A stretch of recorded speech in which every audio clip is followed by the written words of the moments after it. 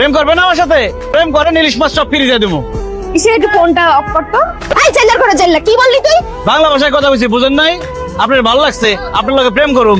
প্রেম করলে খালি ইলিশ মাছ না, সব মাছ ফ্রিতে দিয়ে দেবো।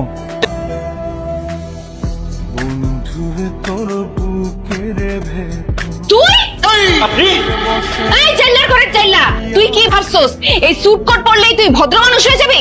তোর কত বড় সাহস, তুই আমাকে বিয়ে করতে আমাদের বাড়ি পর্যন্ত চলে আসছস? Sweety, how dare you! কি মাথা খারাপ হয়ে গেছে? তুই পাঙাশ খান রুতম বাবাজিকে জাইলা কেন বলতেছিস? কারণ বাবা এরা জেলে। তোমার মতো এরকম ছোট লোক বংশের জাইলার কাছে আমার মেয়েকে কখনোই বিয়ে দেবো না। দাঁড়িয়ে আছি কেন? বেরিয়ে যাও, বেরিয়ে যাও বলছি। এই দোকান এখন বন্ধ করো, নাইলে আমি কিন্তু ভাঙা করে ফেলাম। আমার মাছের দোকান থাকবি কেন? আমার বিয়ার বয়স হয়ে গেছে, এখন আমার বিয়ে করতে হইব। এই মাছের ব্যবসা যতদিন থাকবো এতদিন আমি বিয়েও করতে পারবো না, সংসারও করতে পারবো না। তোর মতো একটা চাল চুলাহীন মাছের ব্যবসায়ীকে আমি জীবনেও বিয়ে করব না। সুইটি, আমরা মাছের ব্যবসায়ী ঠিক আছে, কিন্তু আমরা চাল চুলাহীন না। এই ঢাকা শহরে আমাদের গাড়ি আছে, বাড়ি আছে, ব্যাংক ব্যালেন্স, টাকা পয়সা সব আছে। বিশ্বাস করো। আমার মেয়ে বিশ্বাস করলেও আমি বিশ্বাস করি না।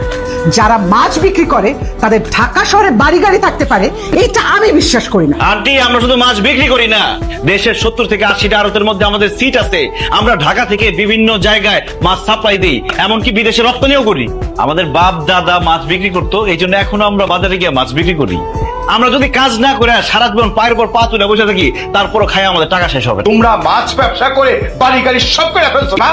মিথ্যে কথা বলো, আমি তোমার কথা বিশ্বাস করি না। ঠিক আছে আন্টি, আঙ্কেল, আপনারা শুধু একবার আমাদের বাড়িতে চলেন। আমাদের বাড়িতে যাওয়ার পরে যদি আমাদের বাড়ি আপনাদের পছন্দ না হয়, তাহলে সুইটির আমার কাছে বিয়ে দিয়েন না। আর আমিও কোনোদিন সুইটির বিয়ের কথা বলবো না। আপনারা প্লিজ একবারের জন্য হইলো আমাদের বাড়িটা দেখেন। আমার সাথে আপনি এখন বাইরে যাবেন, মহল্লার আশেপাশের লোকজনদের জিজ্ঞেস করবো এই বাড়ি ঘর সবকিছু আপনাদের কিনা। তারা যদি বলে তাহলেই শুধুমাত্র আমি বিশ্বাস করবো। যারে খুশি তারে আপনি জিজ্ঞেস করেন। চল আসেন। আচ্ছা দেখো, এখন তুমি বলো এই গাড়ি বাড়ি মালিককে, ওনার বলো। এটা আবার বলার কি আছে? এই গাড়ি এই বাড়ি তো গো। বাদল ভাই, আমার সাথে যে একজন মেহমান আছে দেখছেন? আমরা যে বাড়িটাতে থাকি আর যে দুইটা গাড়ি ব্যবহার করি, ওগুলোর আসল মালিক কে? কে আবার? তোরা তোরা তো খানদানি বড় লোক, এটা আবার জিজ্ঞাসা করার কি আছে? কি এবার বিশ্বাস হয়েছে? কিছুটা হয়েছে, এখনো পুরোপুরি হয় নাই। শুধু টাকা পয়সা গাড়ি বাড়ি থাকলেই হয় না, বংশ মর্যাদা থাকতে হয়। সমাজে মাথা উঁচু করে বেঁচে থাকার জন্য যে পরিচয়টা দরকার সেটা আপনার নাই। আপনার আপনার বাবার টাকা থাকলেও সম্মান নাই। আপনার বাপ দাদার 14 গোষ্ঠী ছিল জেলে, আপনার যখন সন্তান জন্ম নিবে সেও তো হবে জেলে। কিন্তু আমি চাই না আমার সন্তান জেলে হোক। আশা করি ব্যাপারটা আপনি বুঝতে পেরেছেন। আমি থাকলে সমাজে মাথা উঁচা করে দাঁড়াইতে পারবি না। আমার এখানে থাকা কি কামড়ে আমি তোর জীবন থেকে চলে যেতেছি।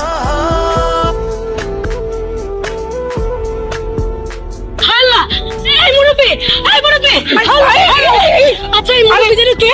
আরে এটা তো আমাকে রুইতনের আব্বা, আরে পাঙ্গাস কাকা। এই কথা না কইয়া আগে রুইতনটা ফোন দে। আরে আগে হাসপাতালে নিয়ে যাই, তারপর ওইখানে ফোন দেওয়া যাবো। এই ধরো ব্যাপার রবিন, বিয়ে করার জন্য তো একদম উতলা হয়ে গেছিলা, এখন আমাদের বিয়ে হয়ে গেছে, তোমার তো মন খারাপ রবিন? কি ভাবতেছো তুমি? না কিছু না। তোর আব্বাই খুব অসুস্থ, হাসপাতালে ভর্তি আছে, অবস্থা বেশি ভালো না। খালি রুইতন রুইতন কইরা ডাকতাছে। যদি সম্ভব হয় ভাই তুই তোর আব্বারে হাসপাতালে এসে দেখা যা। আচ্ছা ঠিক আছে, আমি এখন আসতেছি। বেসিক্যালি আপনার জন্য টেনশন করতে গিয়ে ওনার হাতটা দুর্বল হয়ে গেছে। না খেয়ে না ঘুমিয়ে ওনার শরীর দুর্বল হয়ে যায়, একটা সময় অসুস্থ হয়ে রাস্তায় পড়ে থাকে। এলাকাবাসী পথচারী হাসপাতালে দিয়ে যায়। যে পরিশ্রম করে সৎ পথে টাকা উপার্জন করে তাদের জন্য আপনাদের কোনো সম্মান আসে না, তাই না? আর আমার আব্বাকে যে জেলে বলে অপমান করছেন, আরে আমরা মাছে ভাতে বাঙালি। এই জাইলারা যদি মাছ না ধরতো তাহলে মজার মজার মাছ আর খাওয়া লাগতো না। শোনেন, কোনো পেশাই ছোট না, প্রত্যেকটা পেশাই সম্মানের। আমরা আসলে সেইভাবে কখনোই চিন্তা ভাবনা করে দেখিনি। আপনি আমাদেরকে মাফ করে দেন প্লিজ। আমার শ্বশুর, আমার জামাই জেলে, আর আমি জেলের বউ, আর আমরা সবাই মাছের মানুষ।